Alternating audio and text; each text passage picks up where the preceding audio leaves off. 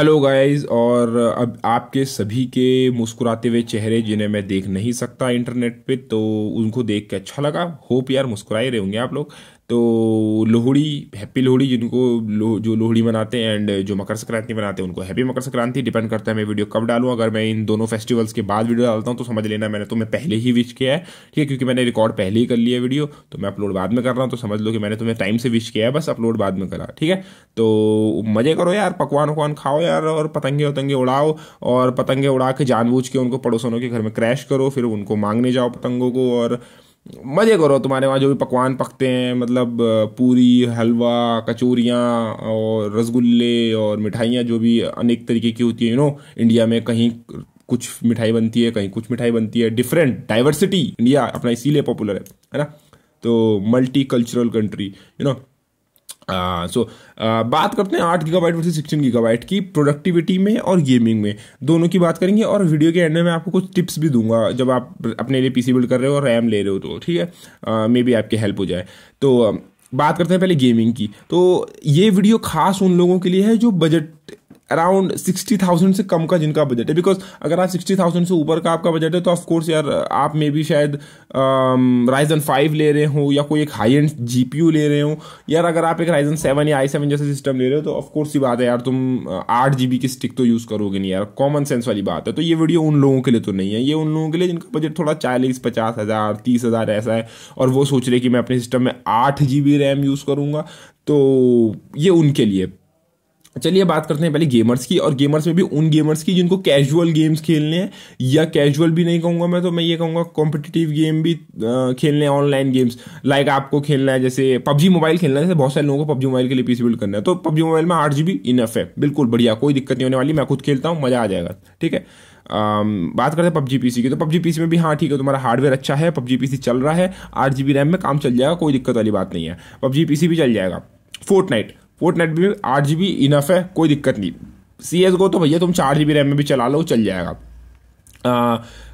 League of legend कह रहा हूँ यार मैं, क्या नाम है उसका, ओवरवॉच और रॉकेट लीग, ठीक है, वो लीग है ना दोनों के नाम में, तो वो कंफ्यूज हो जाते हैं। तो रॉकेट लीग एंड ओवरवॉच जैसे गेम्स अगर आप खेलते हो तो हाँ वो भी 8 GB रैम में चल जाएंगे, कोई दिक्कत वाली बात नहीं है, बढ़िया चलेंगे, मज़ा आ जाएगा, तुम्हें खेल के खुश हो जाओगे।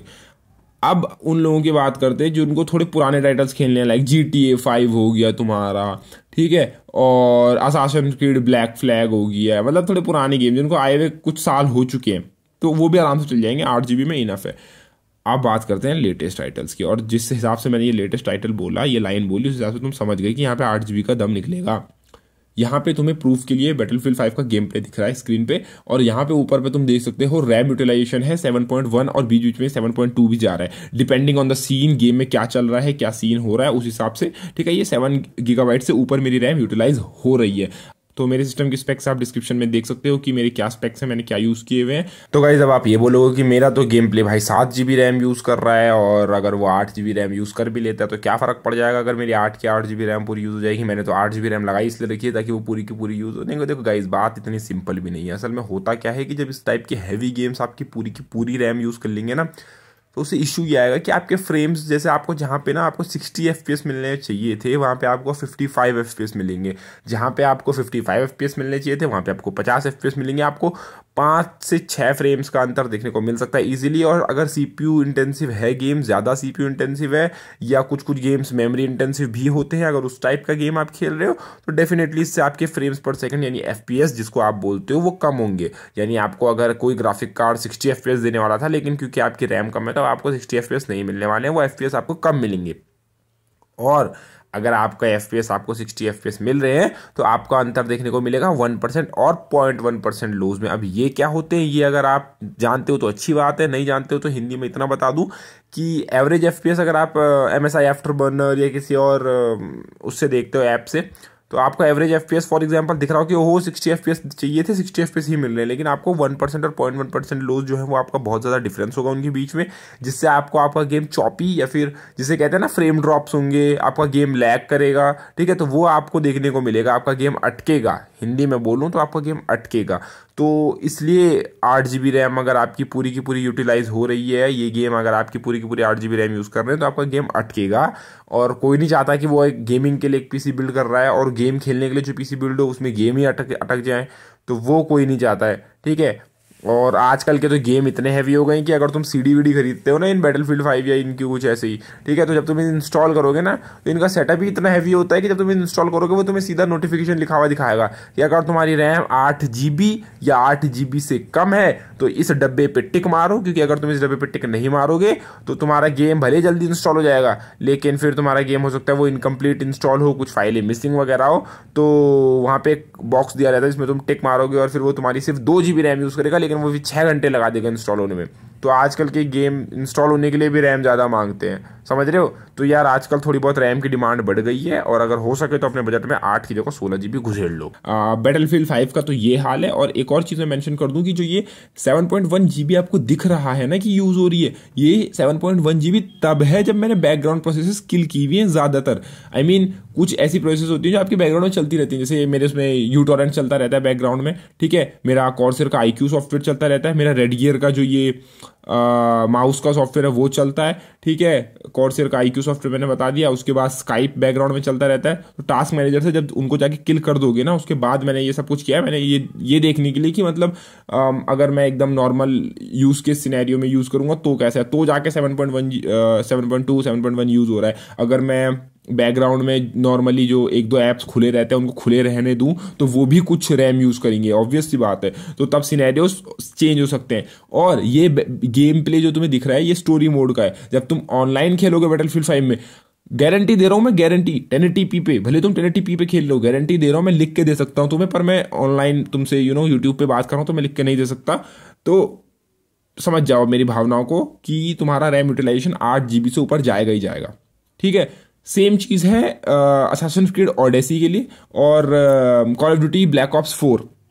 तो ये तुम समझ रहे हो, मैं जो गेम के तुम्हें नाम बता रहा हूँ तुम समझ रहे हो, ये लेटेस्ट गेम्स है, मतलब जो हाल फिलहाल में ही आए हैं, जिनको आए हुए ज़्यादा टाइम हुआ नहीं है। तो ये जो लेटेस्ट गेम्स है, ठीक है, ये तुम्हारा रैम यूटिलाइजेशन 8 GB से ऊपर लेंगे ही लेंगे, ईजी, कोई दिक्कत वाली बात नहीं है इन गेम्स के लिए। तुम्हारी रैम 8 GB इनके लिए कुछ भी नहीं है, पूरा चबा चबा के खाएंगे 8 GB को। अगर तुम इन्हें ऑनलाइन खेलते हो मल्टीप्लेयर मोड में तो ये 8 GB से ऊपर आराम से जाएंगे, उसमें कोई शक की बात ही नहीं है। और मैं यहाँ पे 1080p पे ही बात कर रहा हूँ, मैं 2K 4K की बात नहीं कर रहा हूँ, क्योंकि अगेन जो 2K 4K पे खेलेगा उसके पास अगेन ऑफ कोर्स है 16 GB रैम तो होगी, ठीक है। तो ये उन 1080p वाले बंदों के लिए। तो अब तुम अपना यूज़ के सिनेरियो वगैरह देख लो भाई, तुम कैसे यूज़ करने वाले हो। आई मीन अगर तुम्हें आने वाले फ्यूचर में जो भी लेटेस्ट गेम्स हैं या फिर अभी जो लेटेस्ट गेम्स आए हुए हैं उनको तुम्हें सबको खेलना है, सबके मज़े लेने हैं, तो यार एटलीस्ट 16 GB तुम्हें ज़रूरी पड़ेगी, ठीक है। या फिर अगर तुम्हें पुराने गेम जैसे मैंने बताया रॉकेट लीग टाइप के गेम्स खेलने हैं, सिर्फ PUBG मोबाइल या PUBG PC चलाना है या फोर्टनाइट खेलना है सिर्फ, तो 8 GB इनफ है। बात करते हैं कंटेंट क्रिएटर्स की, तो कंटेंट क्रिएटर्स के लिए नो डाउट तुम 16 GB ले लो आंख बंद करके, मुझे कुछ बताने की ज़रूरत है नहीं। 16 GB ले लो, भगवान तुम्हारा भला करेगा। और जो भी तुम अपना प्रोडक्टिविटी में, तुम चाहे तुम कोई फोटोग्राफर हो, तुम फोटोशॉप या लाइटरूम यूज़ करते हो, तुम या वीडियो एडिटर हो, तुम्हें प्रीमियर प्रो या अडोबी आफ्टर इफेक्ट्स यूज़ करना है, हर सिनेरियो में तुम्हारे लिए 16 GB नेसेसरी है। हाँ, अगर तुम एक स्टूडेंट हो और तुम्हें 10-15 क्रोम के टैब्स खोलने हैं तो भी मैं तुम्हें यही रिकमेंड करूँगा कि तुम 16 GB रैम ले लो, क्योंकि बहुत सारे लोग ऐसे होते हैं जो मल्टीटास्कर्स जिन्हें कहते हैं ना, वो क्या करते हैं बैकग्राउंड में 10 क्रोम के टैब खोल देंगे, वो काटेंगे नहीं उसे काटेंगे नहीं, उसे मिनिमाइज कर देंगे और उसके बाद गेम खेलना शुरू कर देंगे या फिर गाने सुनना है, मूवी देखना शुरू कर देंगे। और जैसी मतलब मूवी देखी तो उसके बाद वो क्या करते हैं, मूवी देखी, मूवी को काटा और मूवी काटने के बाद फिर से अपना जो भी उन्होंने क्रोम में टैब्स खोले हुए थे उसमें काम करना शुरू कर दिया। तो इस टाइप के जो लोग होते हैं उनके लिए भी मैं यही कहूँगा तुम 16 GB आंख बंद करके ले लो। तो अब तुम समझ गए यार तुम्हें कितनी GB रैम चाहिए, यूटिलाइजेशन तुम कितना करते हो, यहाँ पे तुम्हें मैंने एग्जांपल दे दिया है। और बात करते हैं एक यूजफुल टिप की, तो यूजफुल टिप ये है कि अगर तुम हो सके तो 2 किट में ही काम चला लो, भले तुम्हारे मदरबोर्ड में 4 स्लॉट है, बट मैं तुम्हें यही प्रीफर करूँगा तुम 2 ही किट लो।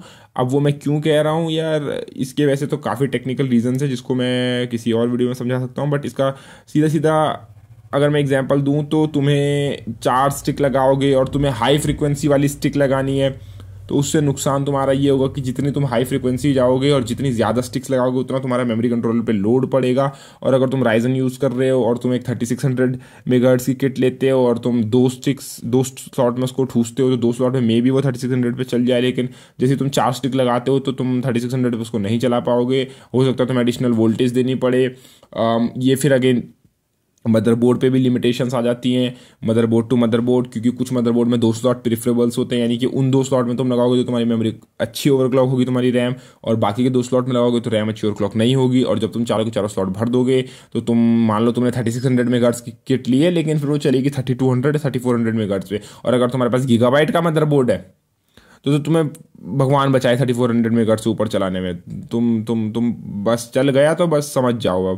अब मुझे 1 गीगाबाइट के नए मदरबोर्ड्स का नहीं पता, लेकिन पुराने मदरबोर्ड में तो भैया नहीं चलने वाला, क्योंकि इनके कई वो आते हैं, तो इनके कई वो आते हैं रिविजन्स मदरबोर्ड के, रिवीजन 1 रिवीजन 2, तो डिपेंड करता है। मैंने इनके B450 चेक नहीं किए, लेकिन जिस हिसाब से इनके X470 के हाल है, मुझे लगता है कि बाकी मदरबोर्ड भी इनके सेम ही होंगे, तो बड़ी मुश्किल से ही तुम चला पाओगे उसमें हाई फ्रीक्वेंसी रैम।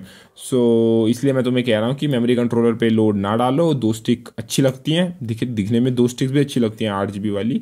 वैसे यार देखो, ये एक आर्ग्यूएबल टॉपिक है, ठीक है, इसको कभी और कवर करेंगे, ठीक है, इसके बहुत सारे प्रोज हैं, बहुत सारे कॉन्स हैं, इसको कभी और डिस्कस करेंगे। बट कुल मिला के जो अपनी 8 वर्सेस 16 GB की स्टोरी थी वो यहीं पे ख़त्म होती है। धन्यवाद, bye bye, take care guys.